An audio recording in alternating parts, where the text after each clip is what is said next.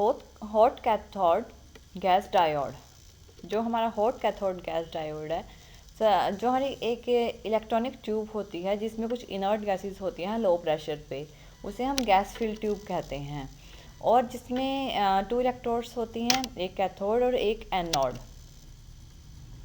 जो हमारी गैसेस होती हैं आर्गन, नियोन, हीलियम हो सकती हैं, जिनका प्रेशर 10 mm to 50 mm होता है। और जिसमें कैथोड के साथ हीटर कंबाइन होता है और इलेक्ट्रॉन एमिट होते हैं कैथोड के थ्रू, इसलिए ही इसे हॉट कैथोड डायोड बोला जाता है। अगर हम हॉट कैथोड गैस डायोड की कंस्ट्रक्शन देखें तो एक साइड एनोड होती है जो कि मेटेलिक की होती है, अनदर साइड कैथोड होती है जो कि ऑक्साइड कोटेड होती है, और ये हमारी हीटर के साथ कंबाइन होती है। हीटर हमारे कैथोड को हीट करता है और एनक्लोज होती है एक इवैक्यूएटेड ग्लास में जिसमें लो प्रेशर गैस का होता है।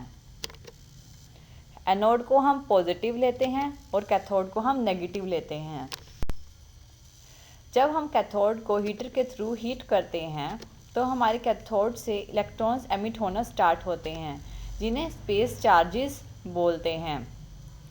ये इलेक्ट्रॉन हमारे कैथोड से एनोड की तरफ मूव करना स्टार्ट करते हैं और हमारी जो ट्यूब होती है उसके अंदर कुछ गैस मॉलिक्यूल्स प्रेजेंट होते हैं, और ये जो इलेक्ट्रॉन्स हैं हमारे गैस मॉलिक्यूल्स के साथ कंबाइन होते हैं, जिसे नॉकआउट इलेक्ट्रॉन बोलते हैं, जो आयनाइजेशन का कारण बनते हैं। जब हमारी वोल्टेज आयनाइजेशन वोल्टेज तक रीच होती है तभी हमारे इलेक्ट्रॉन्स कोलाइड होते हैं गैस मॉलिक्यूल्स के साथ।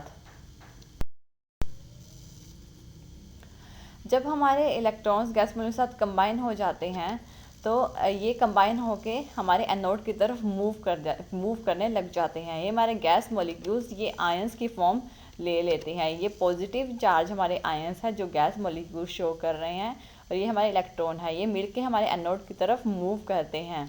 फिर इलेक्ट्रॉन हमारे एनोड की तरफ मूव करते हैं, लेकिन फिर हमारे इलेक्ट्रॉन्स और आयंस में आयनाइजेशन होती है। इस आयनाइजेशन के कारण जो हमारे गैस के पॉजिटिव आयंस होते हैं ये हमारे कैथोड आयनाइजेशन के कारण हमारे कैथोड की तरफ मूव करना स्टार्ट कर देते हैं और हमारे स्पेस चार्जेस के साथ कंबाइन होकर उन्हें न्यूट्रलाइज करना स्टार्ट कर देते हैं, जिससे हमारा जो प्लेट रेजिस्टेंस है वो रिड्यूस हो जाता है और हमारा जो ड्रामेटिकल करंट है वो इंक्रीज़ हो जाता है, जिससे आयनाइजेशन तेज़ हो जाती है।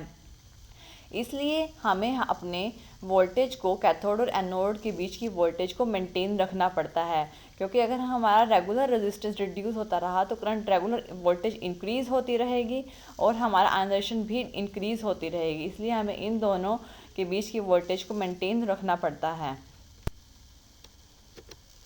जो हॉट कैथोड गैस डायोड है वो उसकी बेटर एफिशिएंसी के कारण और रिडक्शन के कारण वैक्यूम डायोड से, ये वैक्यूम डायोड के कंपैरिजन में ज़्यादा इफ़ेक्टिव होता है और रिडक्शन करता है। इसलिए हॉट कैथोड गैस डायोड हम यूज़ एक एज अ रेक्टिफायर कर सकते हैं और एक पर्टिकुलर मॉडरेट वोल्टेज पे।